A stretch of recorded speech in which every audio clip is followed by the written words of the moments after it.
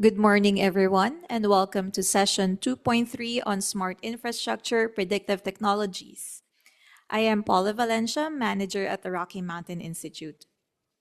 Across the world, power systems are becoming more complex, more interconnected, and increasingly exposed to a wide range of risks. Traditional power systems were designed around centralized generation, predictable demand patterns, and relatively stable operating conditions. Today, utilities and system operators are managing a very different reality, one characterized by growing renewable energy penetration, distributed energy resources, electrification, storage, and more frequent and severe climate related disruptions. At the same time, recent geopolitical events have reminded us that energy security remains a critical concern.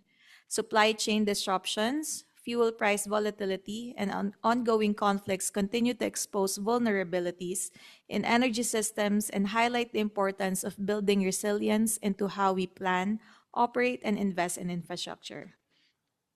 In this environment, resilience is no longer only about building more infrastructure.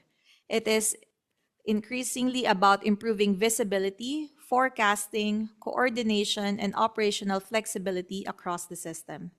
Technologies such as artificial intelligence, predictive analytics, digital monitoring, smart infrastructure, and decentralized energy systems are becoming essential tools for helping utilities, policymakers, and communities anticipate disruptions, respond more effectively, and make better decisions under uncertainty. These challenges are especially relevant in Asia, here in Southeast Asia, and also here in the Philippines.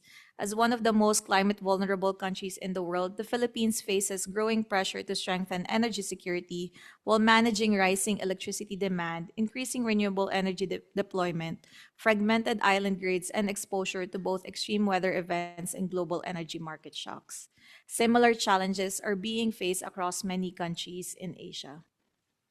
Today's session explores different approaches to addressing these challenges. Through perspectives on advanced power system planning, AI enabled utility operations, decentralized energy systems, and distributed infrastructure for resilience and flexibility, our speakers will show how smart infrastructure and predictive technologies can help build more secure, adaptive, and resilient energy systems for the future. As a reminder, you are free to submit your questions through the WUVA app. Again, this is session 2.3. Later, I will check the questions online and also ask them live during our Q&A session. Let's now proceed with our presentations. Our first speaker is the Executive Director of the India Smart Grid for... Oh, Diego? Oh, yeah, okay. Sorry. Our first speaker is a managing director from Fairos Advisory and a power systems, electricity markets, and energy transition specialist. He has led and advised projects for governments, utilities, development institutions, and private investors across Asia, Europe, Africa, and South America. He will examine how climate risk, renewable variability, and increasing system complexity and challenging traditional approaches to power system planning. Um, let's welcome our first speaker, Dr. Diego Luca de Tena. Well, thank you, everyone. Thanks for the kind introduction, and thank you very much to ADB for organizing this event. I'm going to speak about one of the bigger challenges that start to happen when power systems start to decarbonize. There are three topics that are most relevant. One is voltage and frequency control. That was the reason for the outage we had in Spain last year. As inverter-based resources substitute synchronous machines, these things become challenging. The second topic is congestion management. This triggers increased congestion in networks that were not expected because grid needs to grow to cover the demand and grow additionally to integrate renewables. Just the Germans are paying around 3 billion and increasing in redispatch costs to integrate all these renewables and manage congestions. And the third topic is grid planning, which is what I'm going to present today. Let me introduce ourselves. We at Faros do consulting develop proprietary solutions to address these type of challenges, and also develop custom solutions for TSOs. No? These are the countries where we have worked. In Europe, mostly for European transmission system operators, but also internationally for a World Bank, USAID, etc. In Asia, where we have worked most relevantly has been in India, where we have worked on World Bank projects as well as for private investors in renewables and transmission, but also in Central Asia, also for multilateral development banks.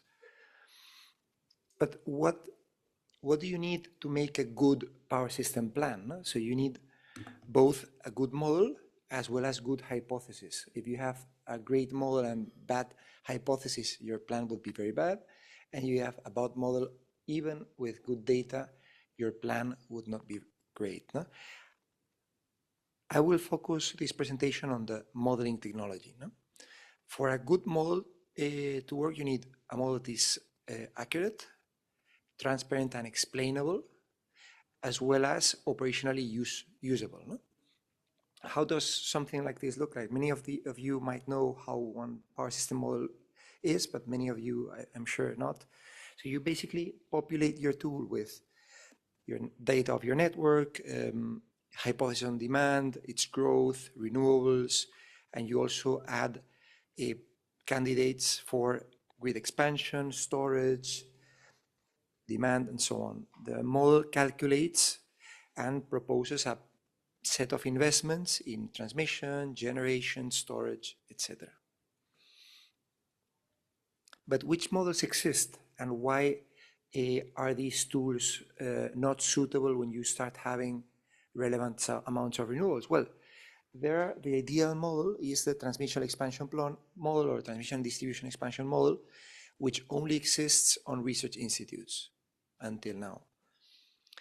What do most people use?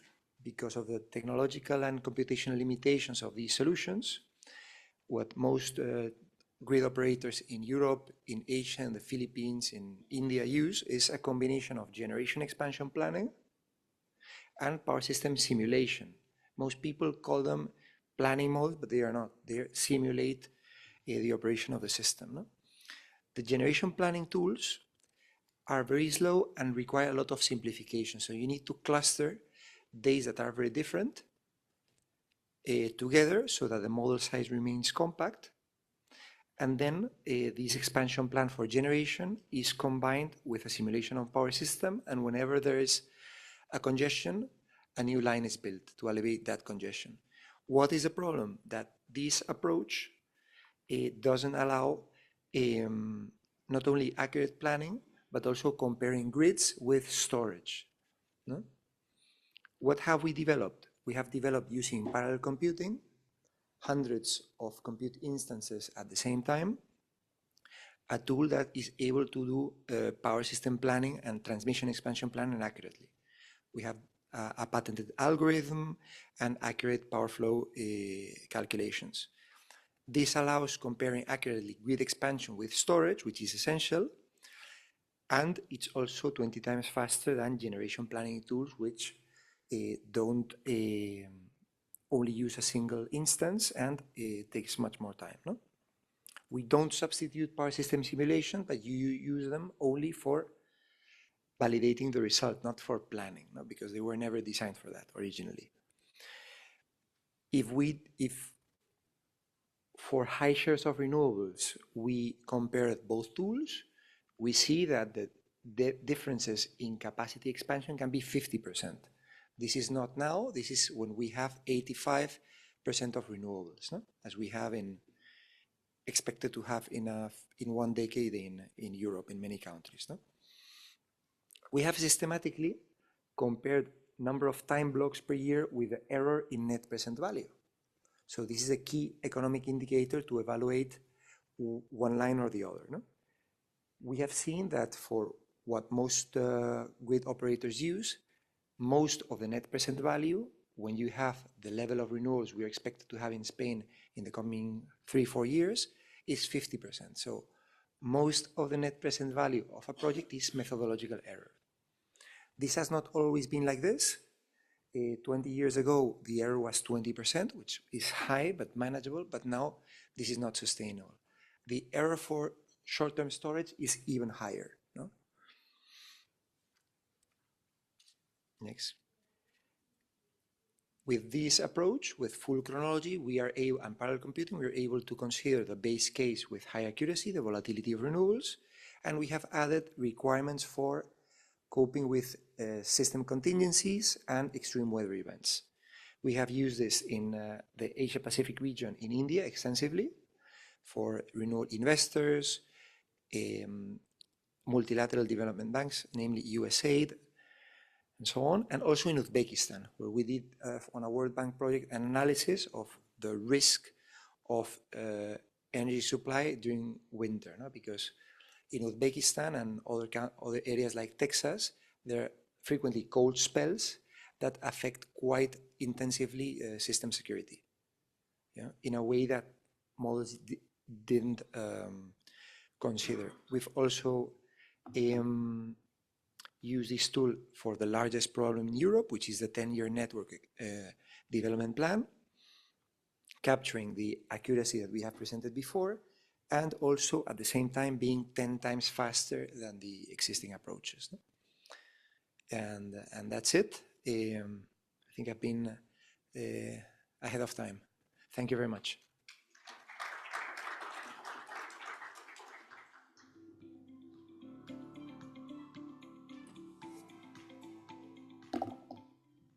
Thank you so much for that, Dr.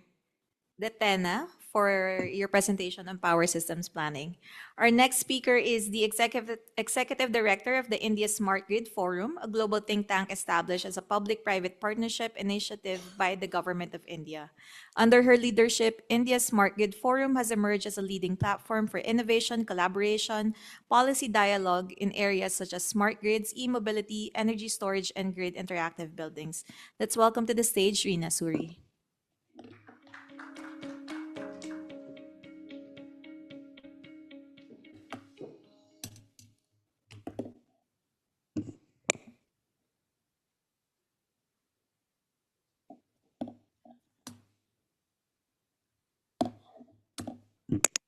A very good morning to everyone, and thank you to Asian Development Bank and Asia Clean Energy Forum organizers for giving me this opportunity. And my presentation is on AI-powered AT&C losses, loss monitoring, enabling real-time detection and rapid response.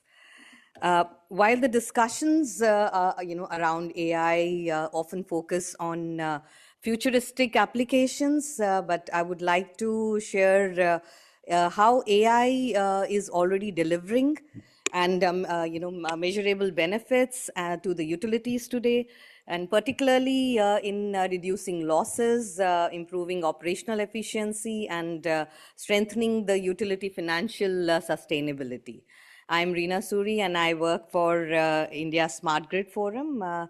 For those who don't know about, are not familiar with India Smart Grid Forum, we are a forum, PPP initiative established by Government of India in 2011.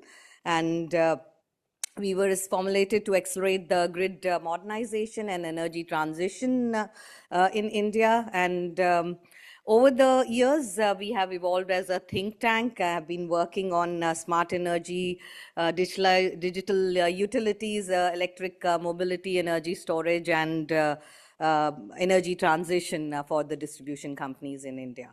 And our work spans around our policy advocacy, research, technology demonstration projects, capacity building, facilitating collaboration between government, regulators, and utilities, technology providers, and international organizations. And one of our key focus areas is today is to support the utilities in their digital transformation journey. There's a lot of transformation we are seeing, how the grid is evolving. And with that, we are focusing a lot to see how we can support their transition journey going forward. So with that, initiative, we have also worked on a few months back have released a report. ISGF completed a comprehensive study on AI applications in electric utilities. We identified 169 use cases from 35 countries and covering generation, transmission, and distribution, market operations, and customer services. What became very clear, with this exercise was that AI is no longer, just at the experimental stage. Utilities are across the world are already deploying AI, solutions to solve real operational challenges and delivering measurable business value.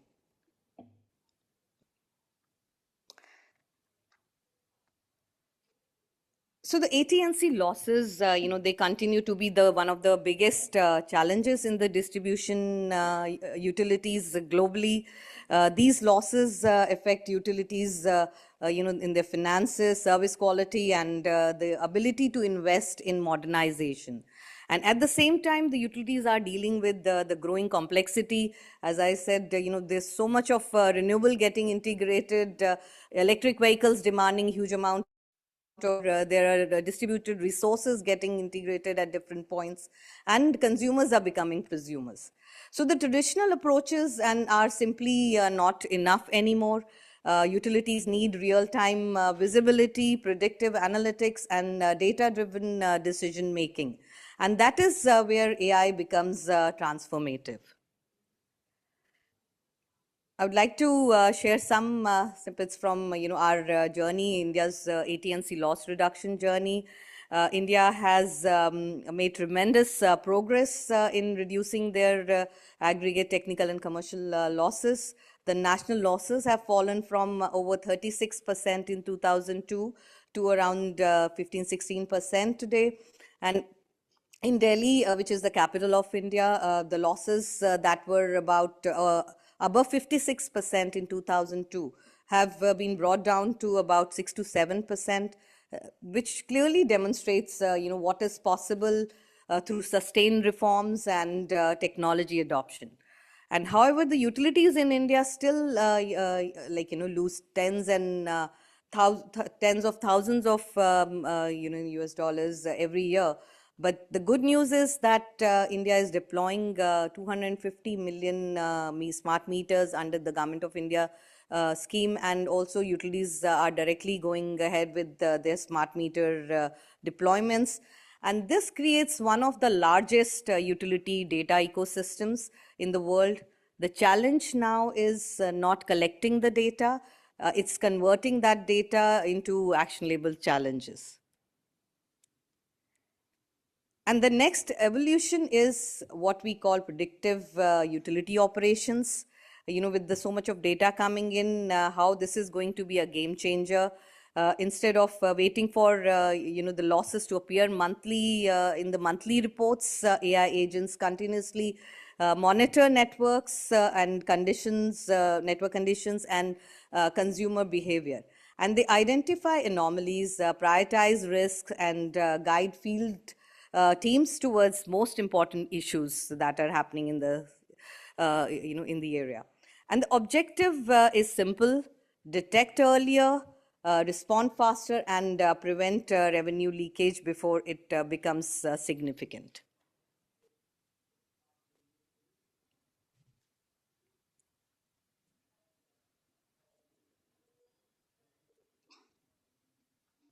So this slide captures the shift very clearly.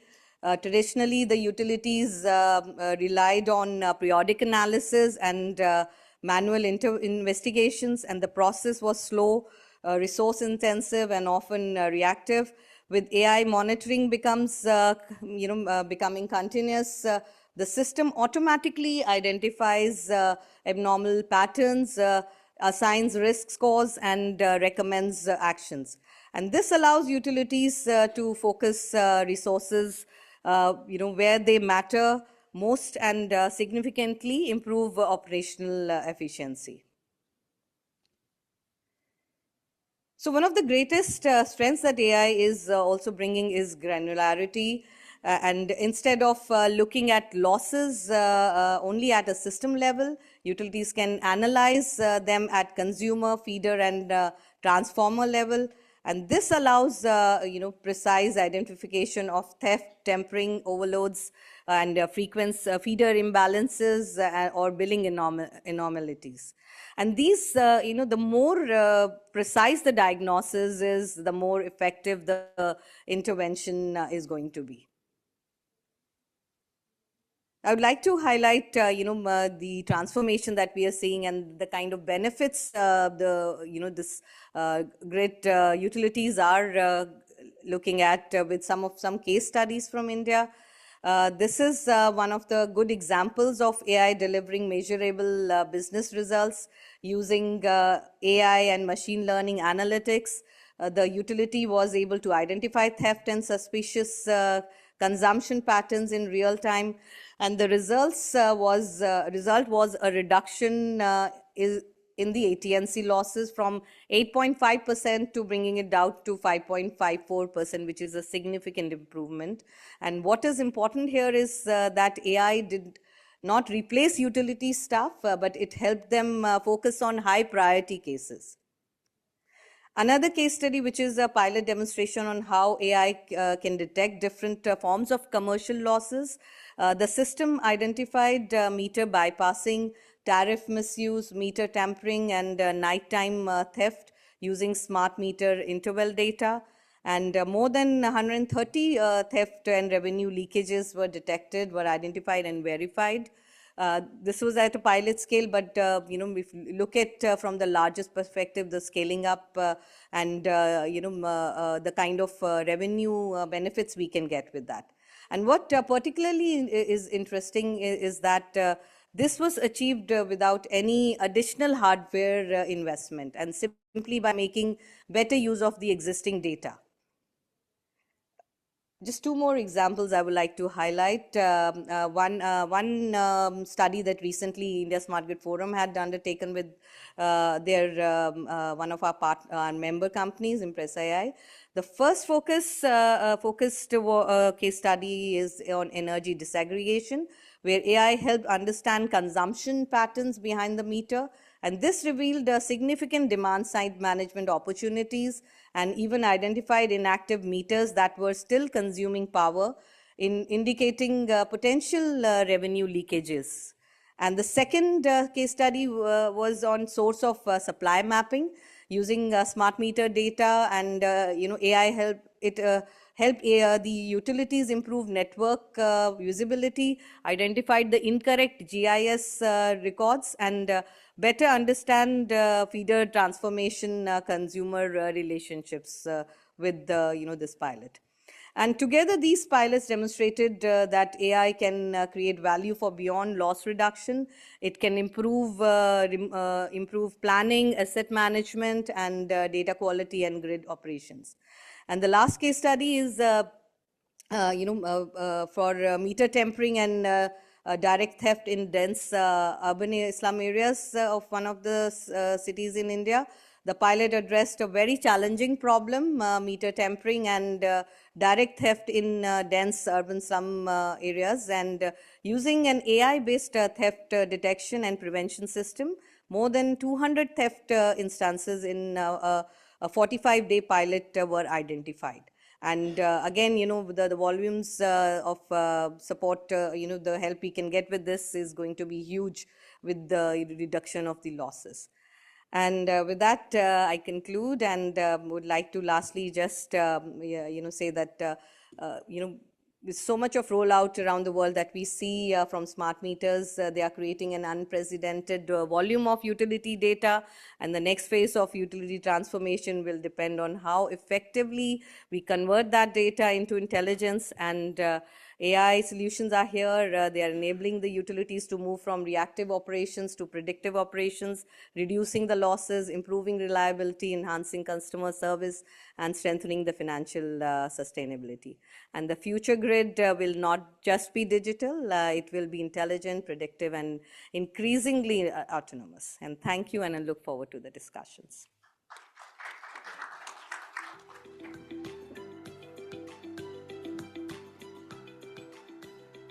Thank you so much for that, Rina, on your wonderful presentation on the use of AI for loss reduction.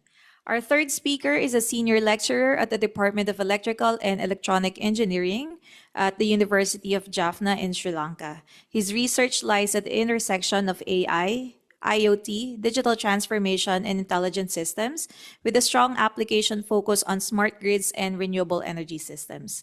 Please welcome Dr. Mukuntan Tarmakulasingham.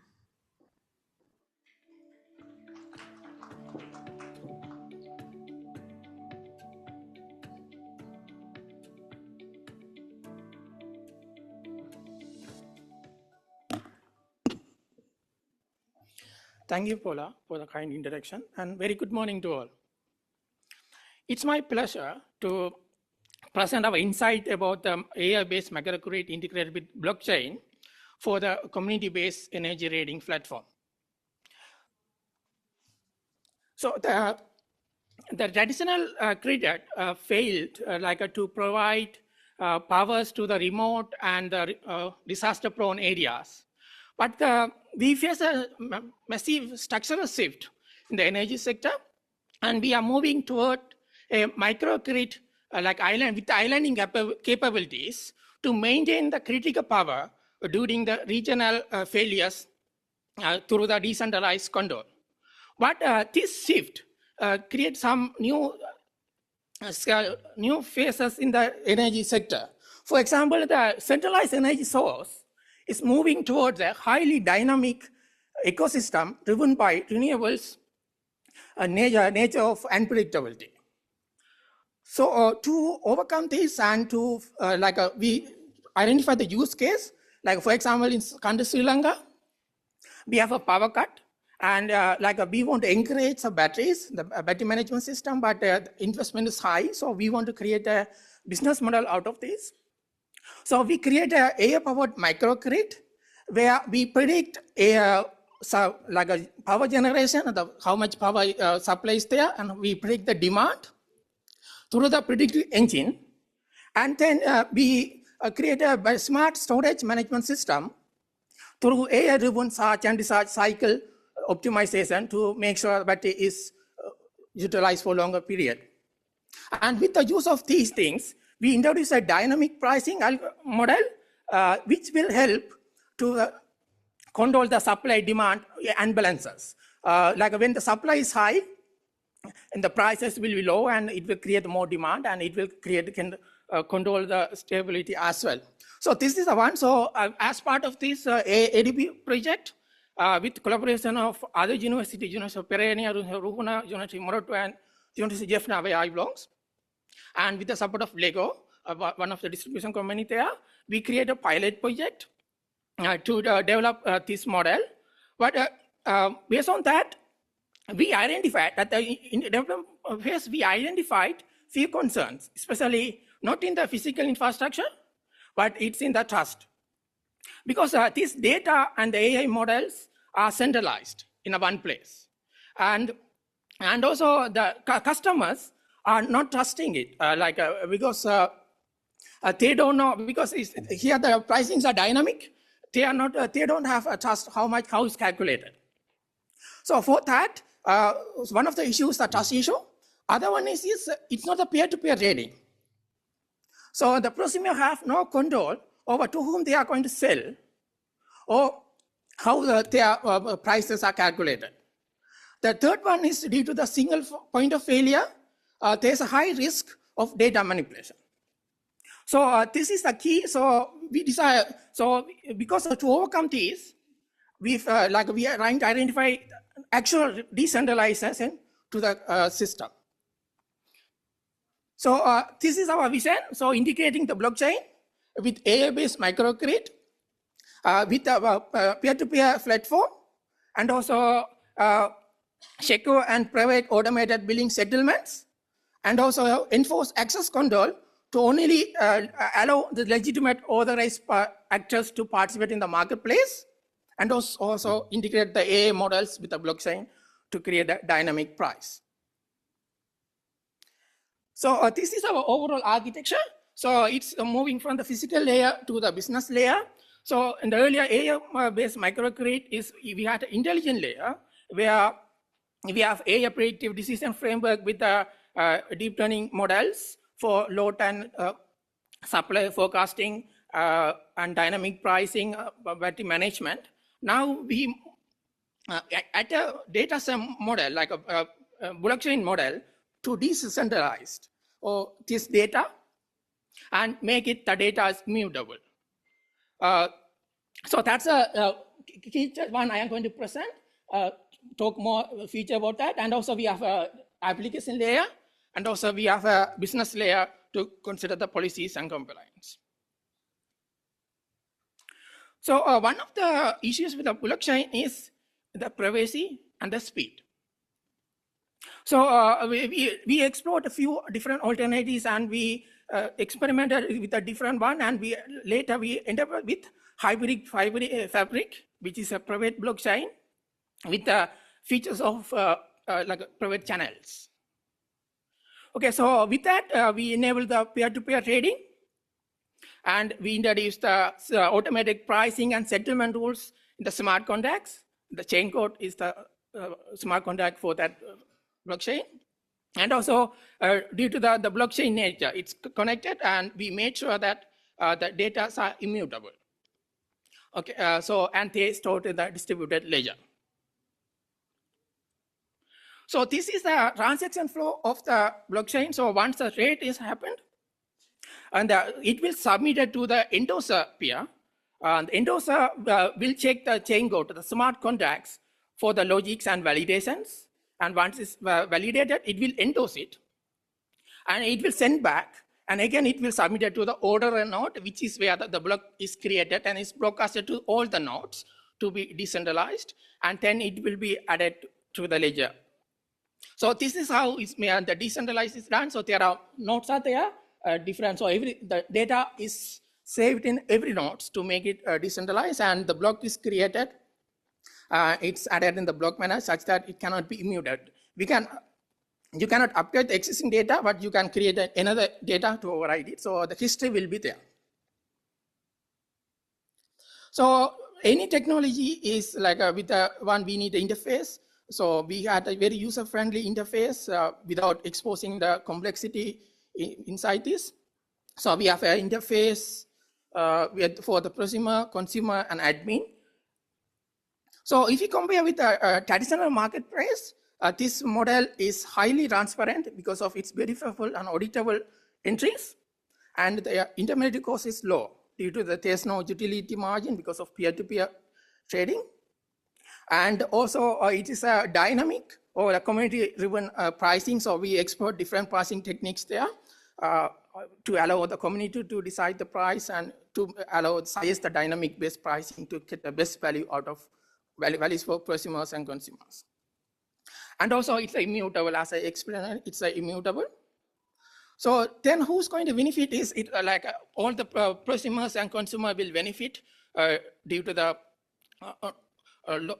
low intermediate charges, and also the prosumer will be given the best time to give the energy from the batteries, or like best time to integrate the batteries to the grid, and also the consumer will get the best time to use their loads.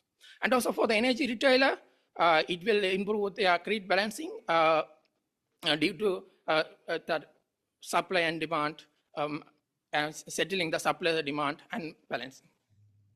And also in conclusion, the integrating blockchain with AI in microgrid, creating the energy equity for vulnerable communities, especially the remote communities. But the AI project we did as a pilot one, but in this blockchain is in a prototype level, but there are a lot of policy and regulations should be considered. One of them is the peer-to-peer trading is not allowed. Other one is we need to consider policies, how to create the shading rules in the, digitally, and also we need to consider about the sandbox supports, everything. But this approach is done in few developed countries. So one of them is the UK-based suffix, using the urban chain. They create the peer-to-peer trading. Other one is in US, using Ethereum, that's a public data set, blockchain. Another one is the Perth using the power ledger. So this is no more a research, or there are still some use cases in the world. So this AI and blockchain is changing the clean energy, but we need proper policy and regulations to get the best value out of that. Thank you.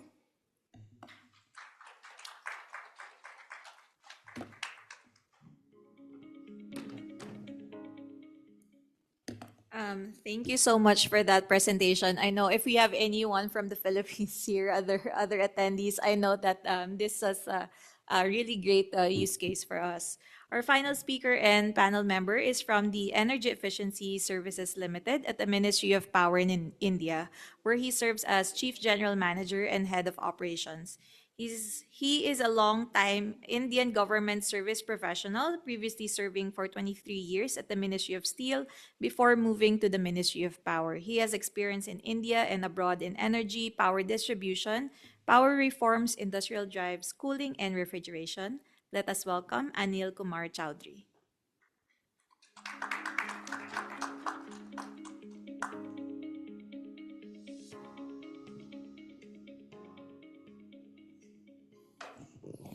Good morning.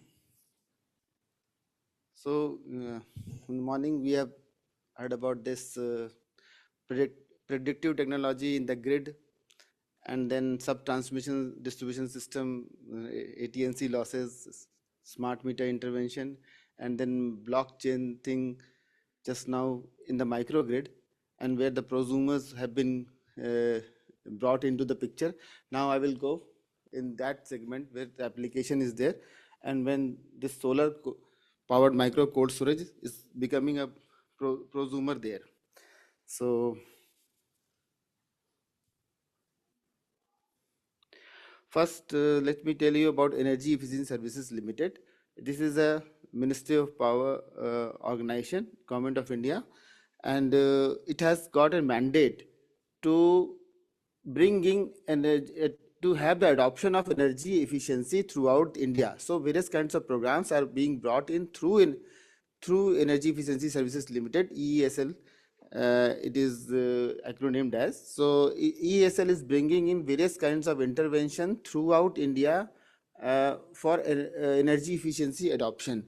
Right, for many years ago, it has started with LED light adoption, and it has gone for various kinds of program: BLDC fans, super efficient ACs, super efficient motors, chillers, smart meters, and electric vehicles adoptions. So all kinds of interventions are being brought in, and so we are technology agnostic. Any kind of interventions which you may suggest any time that this may be applied throughout India, and which will be having potential of saving energy.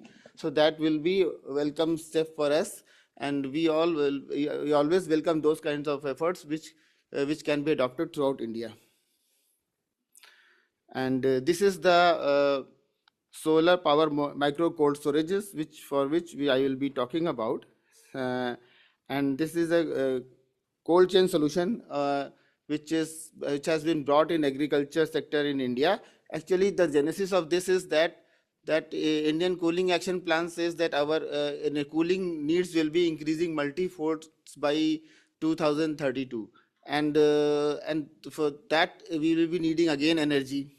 And the fact is that India is still at 1/3 of India's average per capita in consumption. Energy consumption is 1/3 of the world's average per capita energy consumption.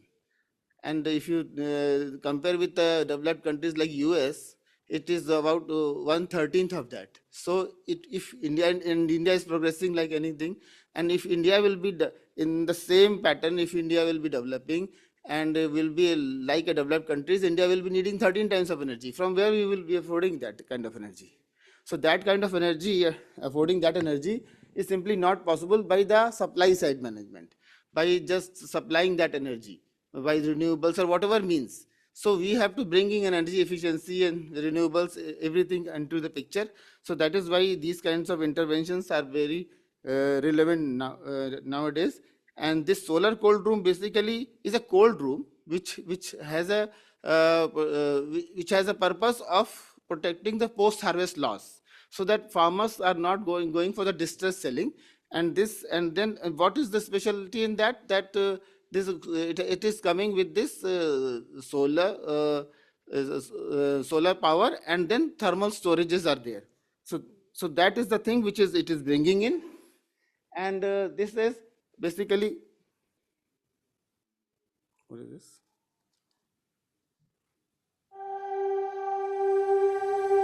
కాకపోతే ఈ store room రాగానే కొన్ని ఉపయోగపడుతున్నాయి. సీతాఫలము, Application of a చింతపండు, solar cold room. అడ్డాకులైనా ఇవన్నీ తేనె ఇవన్నీ ఉంచుకొని మళ్ళీ బయట పెట్టుకొని Can అమ్ముకునేవాళ్ళం. you see subtitle? దాన్ని బట్టి ఉపయోగం మాకు నష్టపోకుండా లాభం ఇస్తుంది కొంచెం.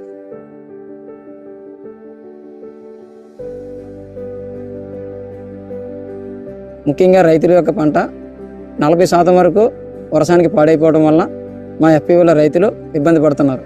దీనికోసం మేము ఈఈఎస్ఎల్ వారి నుంచి 5 టన్నులు కోల్డ్ స్టోరేజ్ని మా ఎఫ్పిఓ ద్వారా నిర్మించుకోవడం జరిగింది.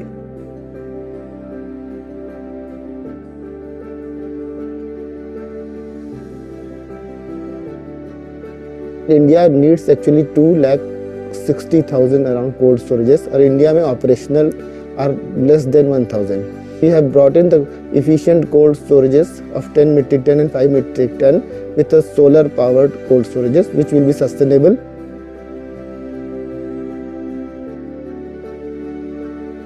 दस दिन बाद 20 दिन बाद जब शादियों का सीजन होता है तो हम उसको मार्केट में बेच रहे हैं और हमारे को अच्छा प्राइस मिल रहा है. I think that this product is very much relevant because it is scalable. It is a very small size. As of now, the cold storages are of very big size. So this 5 ton, 10 ton, I think is the ideal size for the customer which we are looking for. అదే ఇప్పుడు cold storage ఉంది ఇక్కడ తెచ్చి, లేదా రైతు మీరు తెచ్చి నిల్వ చేసుకుని రెంట్ ఎంతో కొంత మేము ఎఫ్పిఓ మేము బోర్డు సభ్యులు అన్నది నిర్ణయించుకుంటాము. ఆ ధరలోనే ఆ ఎఫ్పిఓకి చెల్లించేసి నిల్వ చేసి అమ్మవచ్చు. లేదు మాకు అత్యవసరం డబ్బులే కావాలి అనేసి అంటే ఎఫ్పిఓ కొనేసి మార్కెటింగ్ మళ్ళీ సీజన్లోనే చేయొచ్చు. By aggregating the demand, we are meeting the challenge of bringing down the costs.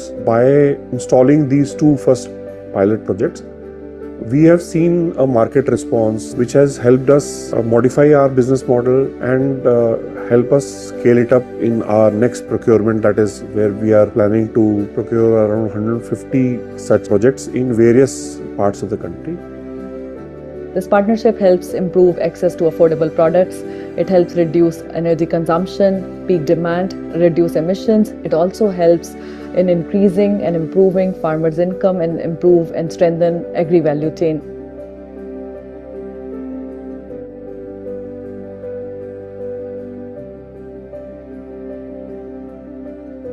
So these cold storages are actually, thank you. So these cold storages are actually having the solar panel, and they are very much less dependent on grid, and that is why they are boon for the grids, because whenever the cold storages are being there, so they again increase the peak load at the evening time, because they are operating mostly at the evening time, loading unloading happening.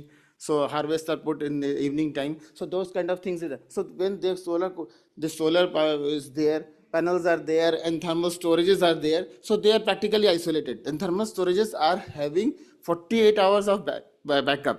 So when the sun is not there for 48 hours also, so they are able to sustain. So that is how we have built in this cold storages, and then this is very much interactive.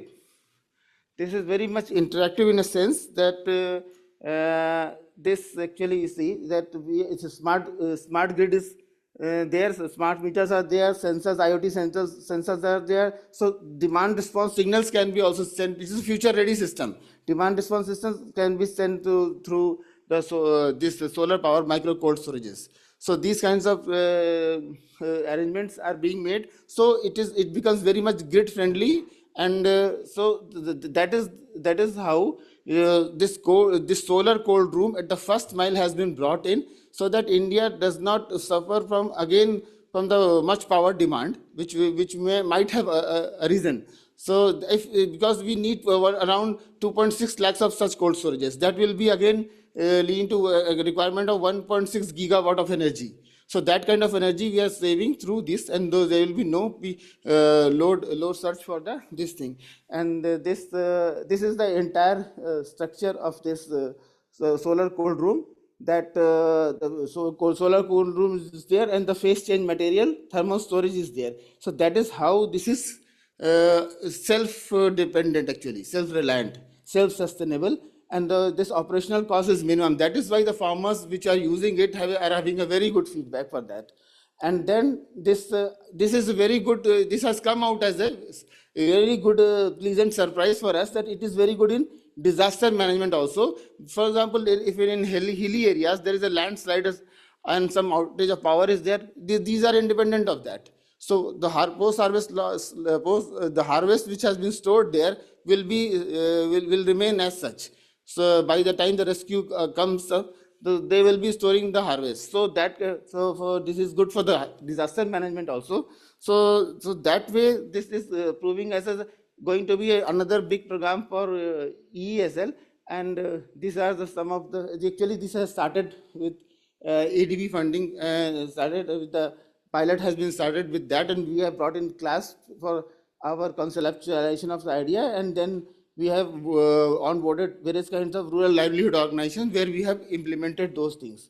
And then what we have done, we have aggregated the demand and made the stringent specification, and then tendering, various vendors have come, and we have implemented with the various users which we have pre-identified.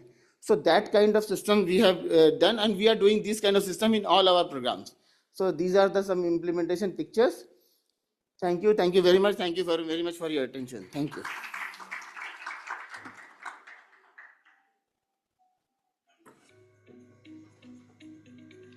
Thank you to our speakers. I'd now like to invite you back on stage for our panel discussion.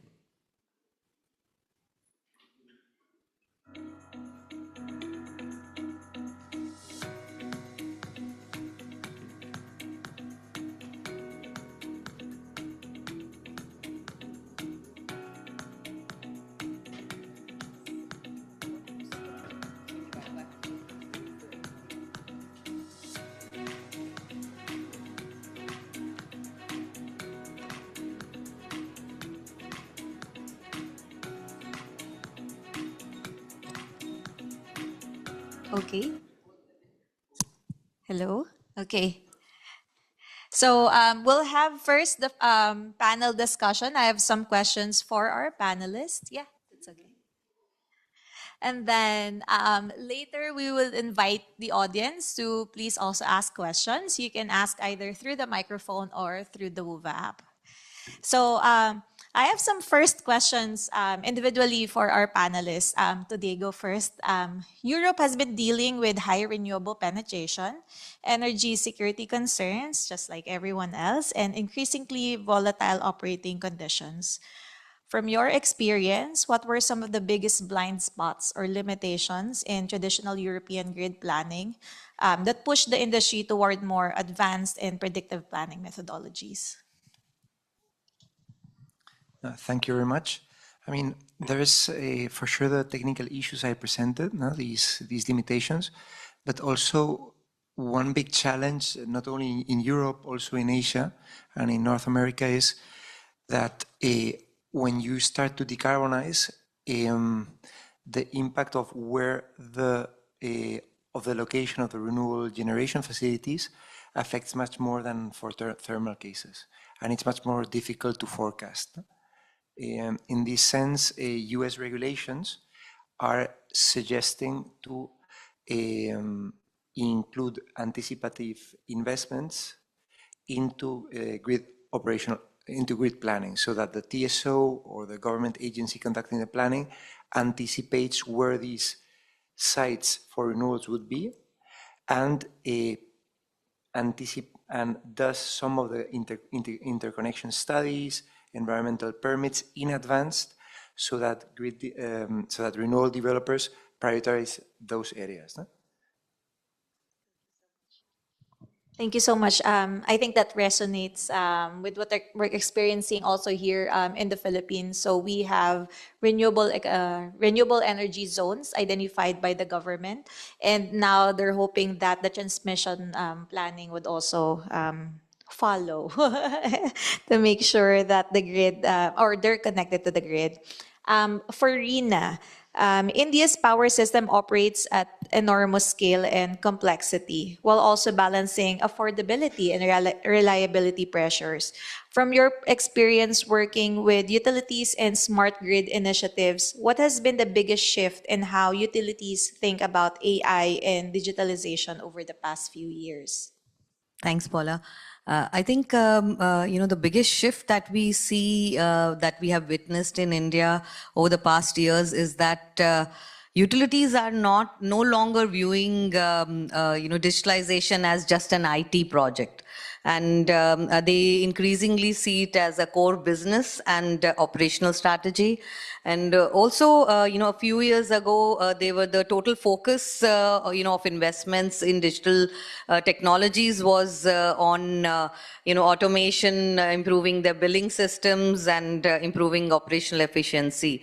But today the conversation, has evolved and significantly, and utilities are, asking how data, how AI, and how the advanced analytics can help them improve reliability, reduce their losses, and integrate renewable energy and manage the ever-changing, the evolving new grid of this century.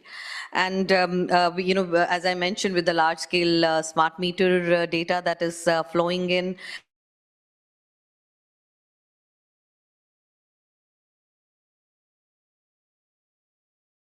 intelligence, from that data. And now this is where AI becomes very critical, and AI-powered systems are going to play a key role supporting this kind of transition. Also, another challenge that I would like to highlight is the growing recognition that AI is not about replacing people, but it is about augmenting the systems. So that kind of mindset change also we are seeing, and there's a lot of acceptability and adoption that we are looking at in India. Thank you. Thank you so much for that perspectives. And I'm very curious to also read about your report. As you've said, there are like 100 plus use cases. So please, if you have time, also check out the report. For Mukuntan, you propose decentralized solutions offers valuable perspective for island systems. I've mentioned earlier that this is very applicable to the Philippines and other island nations. How do you see the lessons that you have in Sri Lanka apply for other Pacific island states?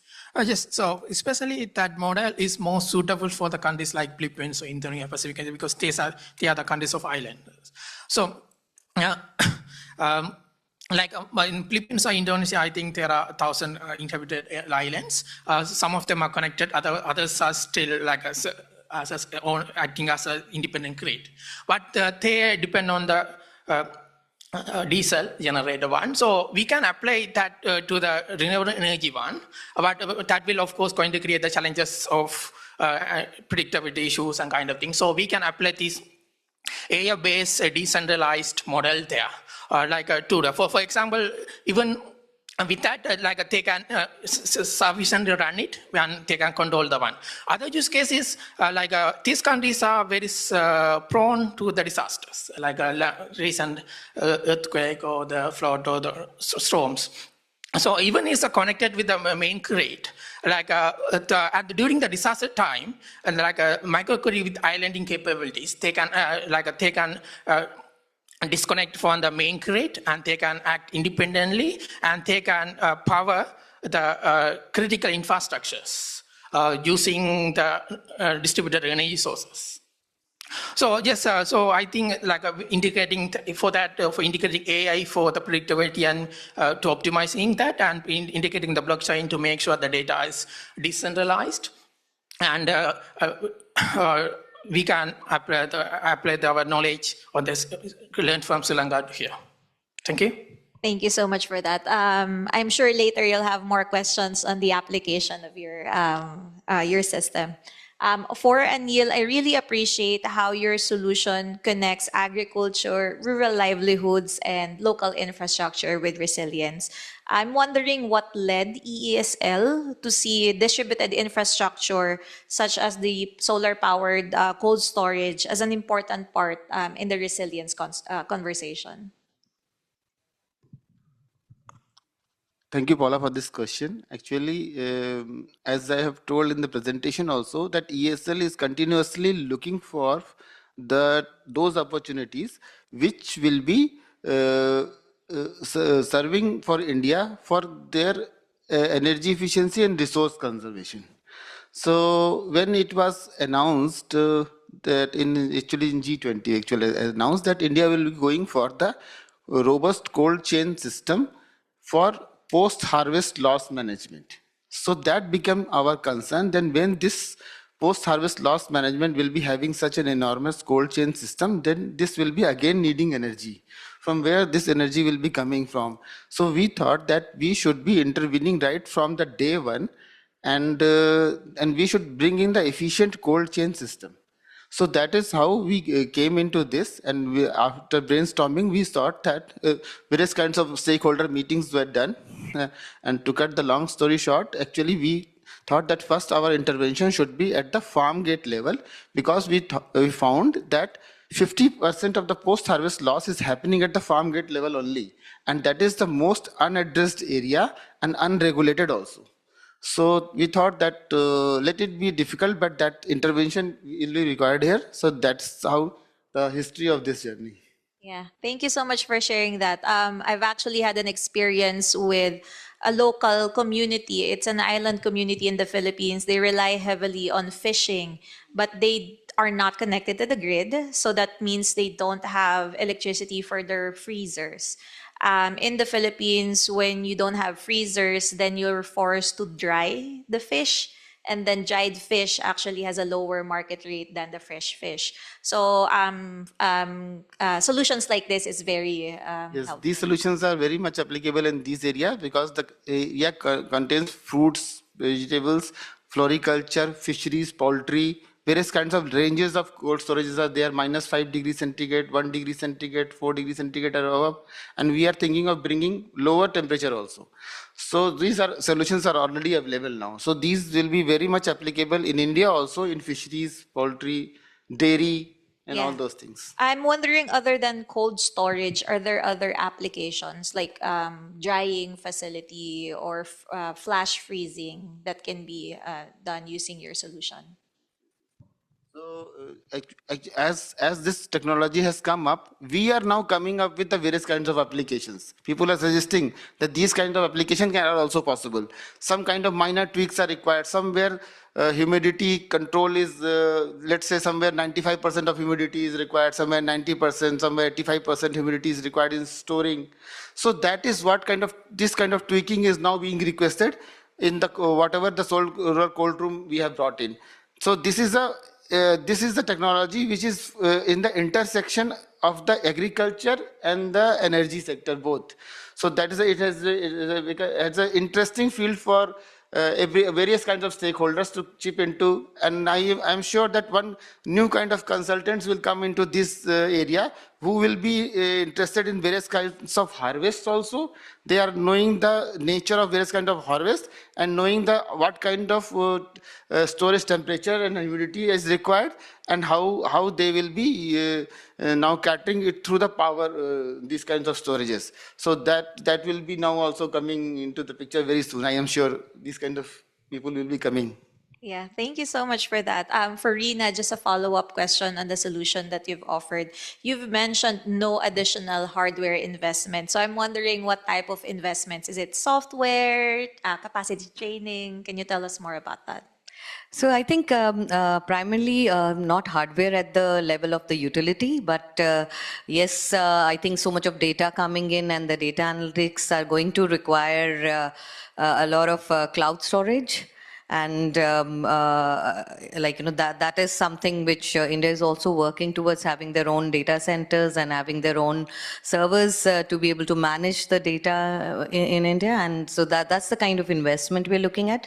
But in terms of digitalizations, in terms of hardware investments, and our discoms have done extremely well, and through government supportive programs, we have automated most of our systems. So that's the reason I said more investments, on the software side, yes, and the data storage requirement, and not in terms of how the processes have been managed. Thank you so much for that. Diego, Rina mentioned data, and earlier you mentioned the importance of good quality data. So I'm wondering, how does your tool help improve data quality that you're collecting?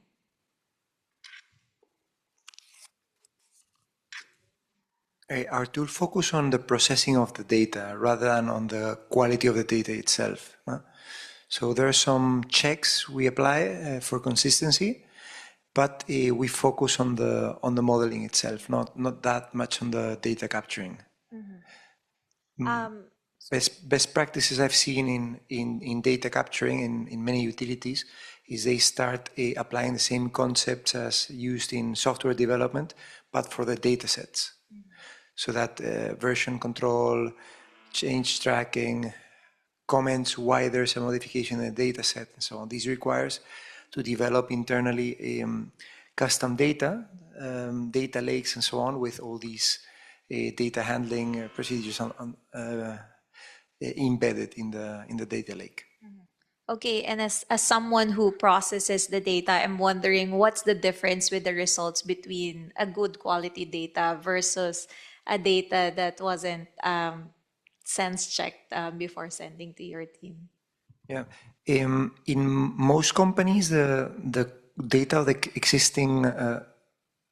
existing infrastructure is very well captured, no? and registered. There are some distribution companies that have some uncertainty there, but on transmission level, there's not a relevant issue. Where there is a relevant issue is on what would happen in the future, no? Because nobody had or could have anticipated properly a war, price spikes on fossil fuels and so on. It's very difficult to predict all these things. No? So this is the largest source of uncertainty. How much would demand grow? We were referring before to data centers, where the renewables will be located, what is the future fuel cost. All of these factors affect long-term planning. The question is whether you can, with reasonable efforts, try to reduce the risk of making a wrong decision. And there's something you can reduce using a tool like ours, but there's also some uncertainty that you cannot, you have to accept. You should be doing everything possible to reduce the risk, try to do more scenarios of fuel cost, trying to put more effort into understanding what are the key drivers of growth of demand and so on, but there will be always a certain uncertainty. Can I just add to that? When you talked about data quality and what's the kind of change and future we are looking at, so we were doing a study where we had to do some asset mapping, and some of the data provided by the utilities, some of the data key points of the assets, where the lat long, when we mapped it onto our tool, they were lying somewhere in the Indian Ocean.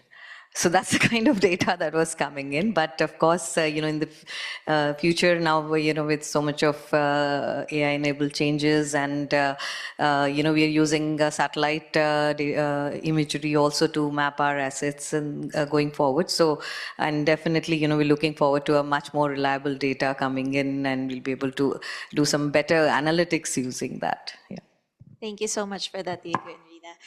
For Mukontan, how much additional manpower is needed to implement your system? So other than the hardware and software, what types of training are also needed to build the capacity of those that will implement your solution? Like for the manpower, it's definitely a different kind of technology skills going to be needed. For example, currently the AI sector may be more towards electric engineers, but now there should be more different skills needed: data analysis, AI-based handling, the blockchain. So yeah, so it's not additional man's requirement, but it's a different skill is needed. Okay, thank you so much. And I think people will be interested in this like new skills as we bring in more AI in the system. Question for everyone. Just going back to recent events, from extreme weather to fuel price volatility and geopolitical conflicts, we have been exposed with these vulnerabilities in our energy systems. How do you see smart infrastructure and predictive technologies changing the way countries think about energy resilience and security? Anyone can go first. Okay, I will start. Yeah, so earlier days, the resilience is with whoever has more fuel or diesel and the physical infrastructure. But with the new smart grid and the intelligent grids, the resilience is with the intelligent system. So, like for example, the weather. We can predict the weather changes, and we can predict how it's going to impact the systems, and we can predict the supply chain impact, and we can plan ahead. We can plan battery management system, how we are going to charge, how we are going to discharge, when we are going to connect the different batteries, EV, vehicle, batteries, kind of things. So that's how the resilience is going to come for the weather. Similar to that, even the geopolitical and other contexts, now as we are moving to clean energy and it's more self-sustained. We don't depend on the fuel, we don't depend on Middle East countries, we don't depend on these travels and kind of thing. So, and also, one of the concern was the controlling, the unpredictable nature. And with the help of this AI and the decentralization techniques, we can able to tackle it. So, okay, anyone else from the group? What I'm seeing in transmission system operators in Europe is that many of them introducing and extending the use of what is called corrective remedial actions. So actions that are made very quickly in minutes just after an outage. They are identified in advance in day ahead, registered, offered the operator, and the operator activates them within a matter of around 15 minutes. And we've also been seeing more special protection schemes that are automatically triggered after the event, so that the system, to some extent, it registers the risks, the contingencies, and automates the activation of corrective actions.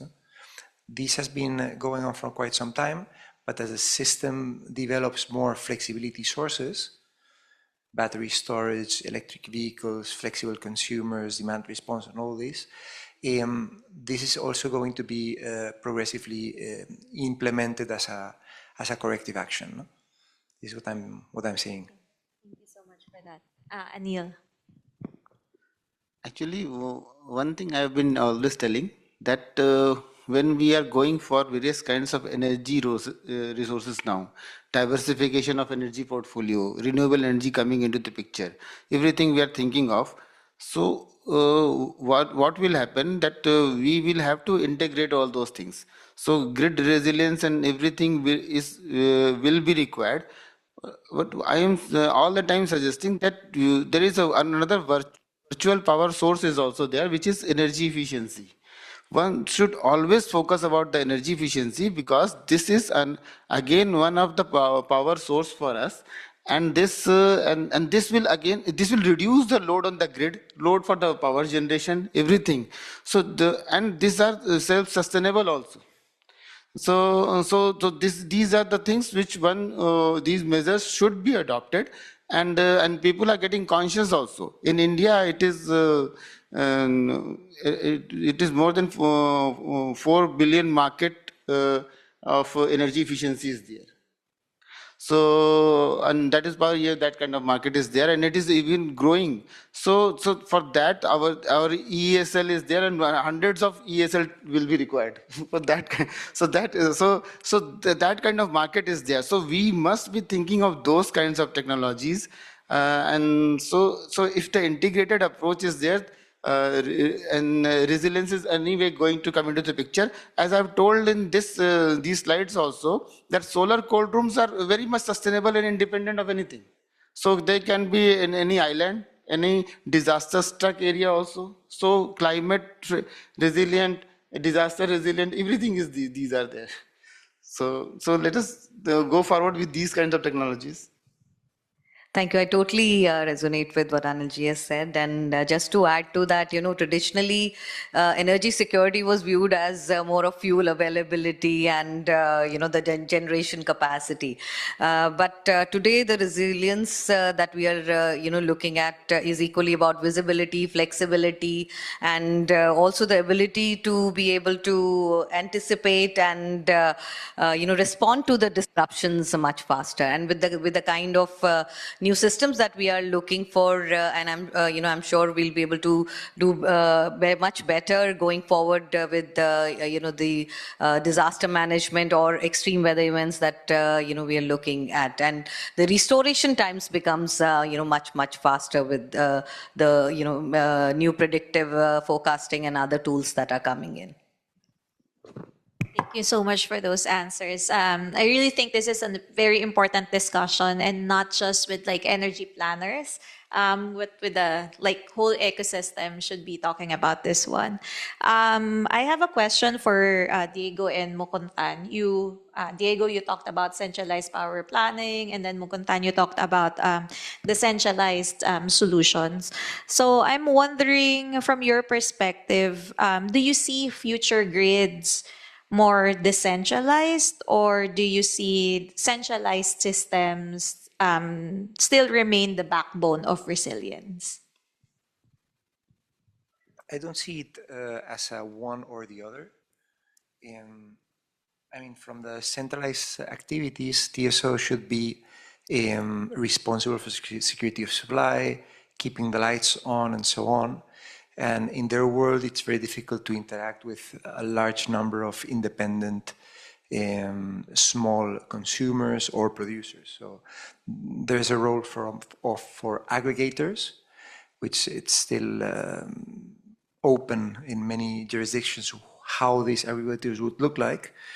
In Europe, for balancing and flexibility, the aggregators very frequently expected to be the distribution company that will act both as a, let's say, the traditional DSO functions, but also flexibility aggregator, with the role also of ensuring that the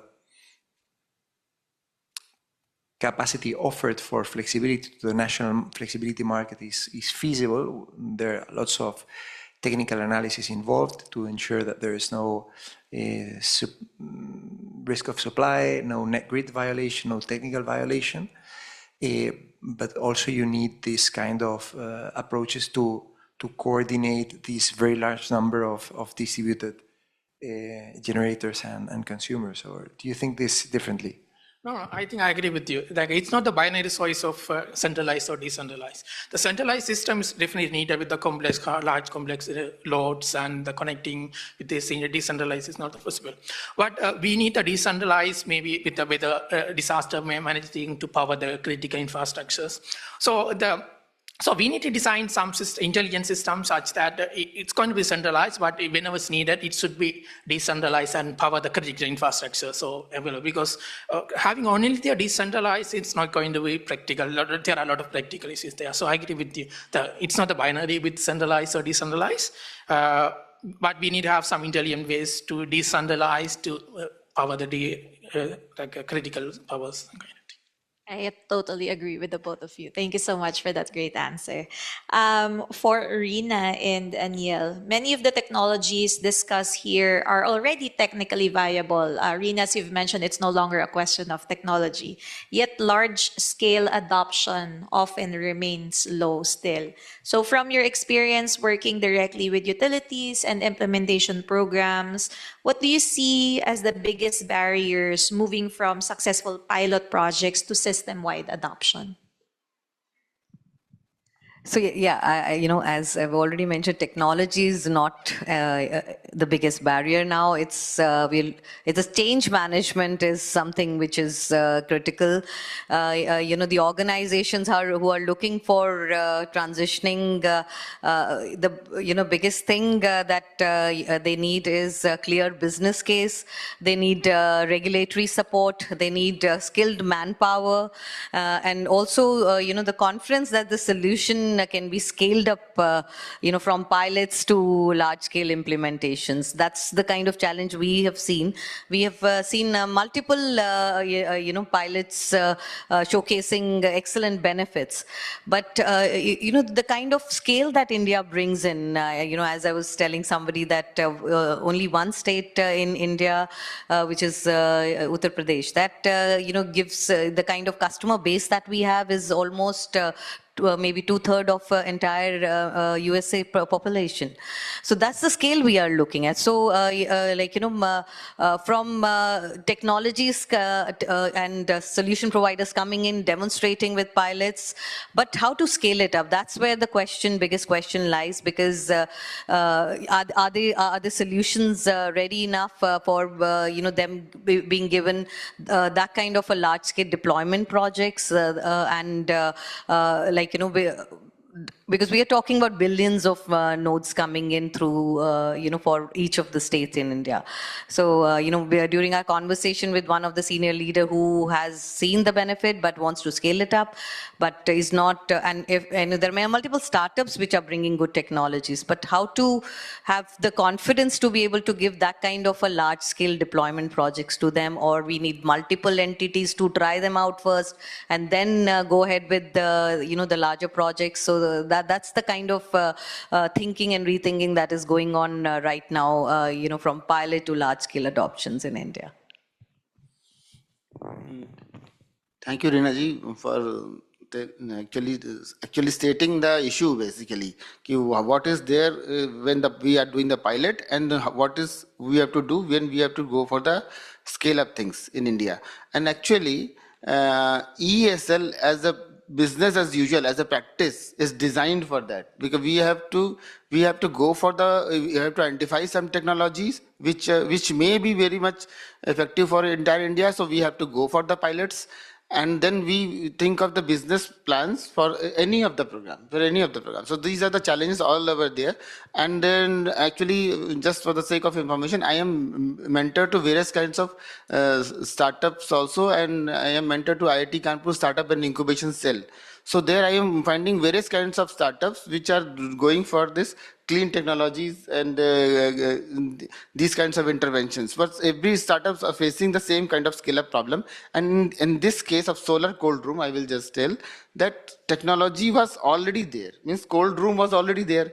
What we have done, synchronized with the solar panels, and then the thermal storage was brought in. Thermal storage was a phase change material which stored the cooling, so which dissipated in the 48 hours. So that kind of cooling. So these are the things which was not invented. These were synchronized. So that technology was already there. So that when it has been brought, then the main thing happened, whether the farmers will be using it, whether will be adoptable, whether they will be adopting it, not affordable to them or not. So what we do then we go for the standardization of the technologies, and then do that large scale tendering.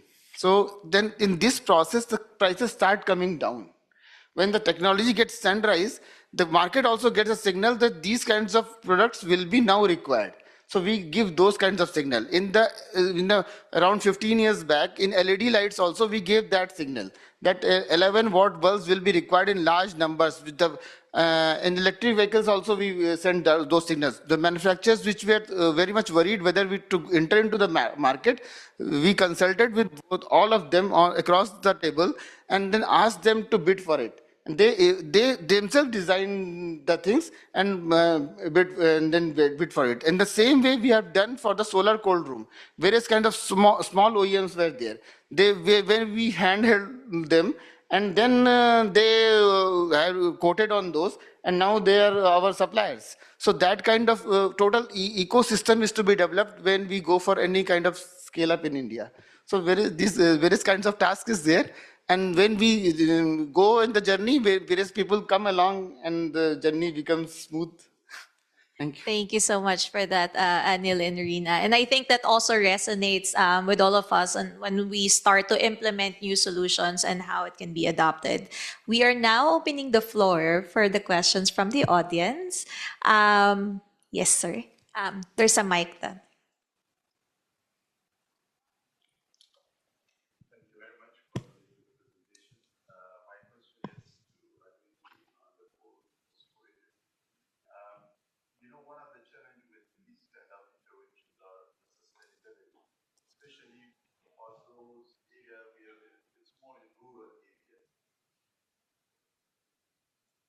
Okay, thank you.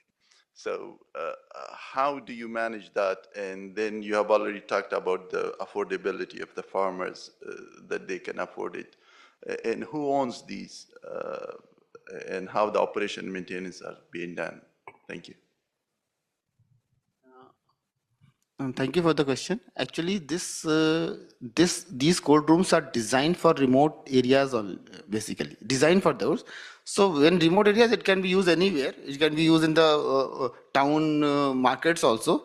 But it has been designed for the remote areas where grid connectivities are not there. That takes care of the design problem, and they are IoT monitored, and every data is coming at a centralized level. And when we have started it, we thought that adoption will be difficult, so we have put 4 years AMC in that. So 4 years our people will be there monitoring it continuously for them, and in this manner they will be conversant of using it, and using it is not that difficult because they are cold. It is like a storage system only. They have to know how to use how housekeeping they should be knowing only. So those kind of things they will. So that is one thing, and the other thing, main thing comes in the affordability part, because in at present they are not knowing the value of the post harvest which is getting lost. They are thinking that whatever they have produced, they have to sell it anyway. Their thinking is like that. So now somebody has to go and tell that please don't do it, because you are going to get more money after some time, after a week, after 10 days, whatever you, or after a month also. So just don't throw your product. So those, they have to have a faith in that, those kind of technologies. So we have started giving them some kind of time, let's say used for 6 months. 6 months, you don't have to pay for anything, something like that, a very nominal payment. So in this case, in this way, some cooling as a service model has developed. Thanks for bringing this question, so that this cooling as a service model should have been discussed. In this cooling as a service model has been developed, which is done by FPOs, for farmer producer organization. They are owning this product, and various farmers are aggregating in there, and they are putting their harvest, and they are paying, let's say 70 paisa, 1 rupee per kg per day sort of thing, depending on the harvest. So that kind of, and then they are saving it, the produce which was of zero value, now having the same value after 10 days also. So they don't mind paying also. So that way the systems is getting evolved and adopted also. And the FPOs are paying progressively.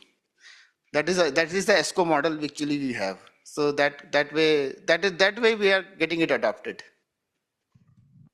Thank you so much for that. We have a question from the app for Diego. How do you think the efficiency tool you presented can help national grids participating in ADB's led Asian Power Grid project and the Pan Asian Power Grid initiative? I mean, the APG, the Asian Power Grid, is a way of exchanging renewable energy. I mean, yesterday was a very nice presentation of an analysis conducted that clearly showed that the only way to decarbonize this region is through interconnection. And this is exactly what our tool does very well. It's to assess which grid expansion you need to integrate volatile generation, volatile renewable.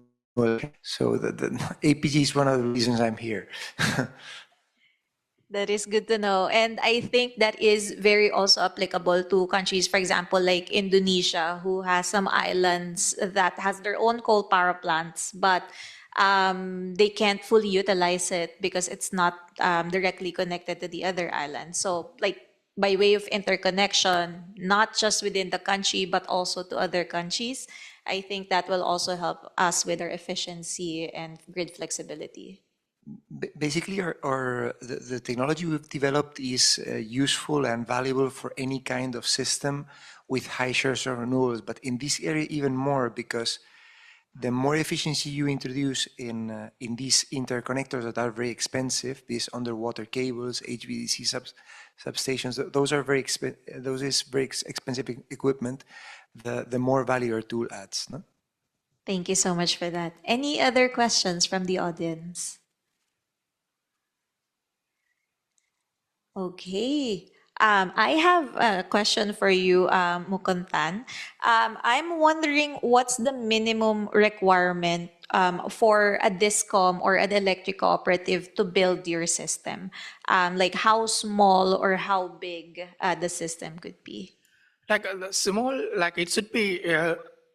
It's more suitable for the smaller sizes, like because currently the scalability might be the concern in the blockchain kind of thing. So, but the smaller, of course, we need to have like a different sources. Then only we can centralize. So the ideal case is like more like a remote areas or the islands where we cannot put the credit under the sea or because of technical or economic feasibilities. So yes. So the size is ideally small, but to have a power, but to introduce a renewable energy there. Thank you so much for that. And the question for Rina, what type of communication network, public or utilities private network, is used in smart meter integration in India?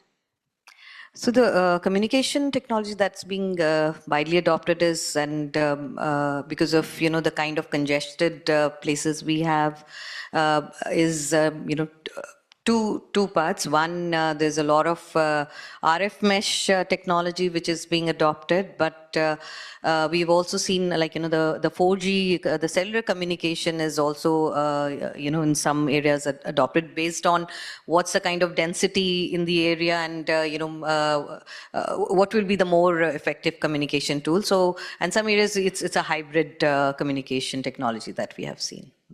Thank you so much for that. I think we're almost out of time, so I have a final question for all of our panelists.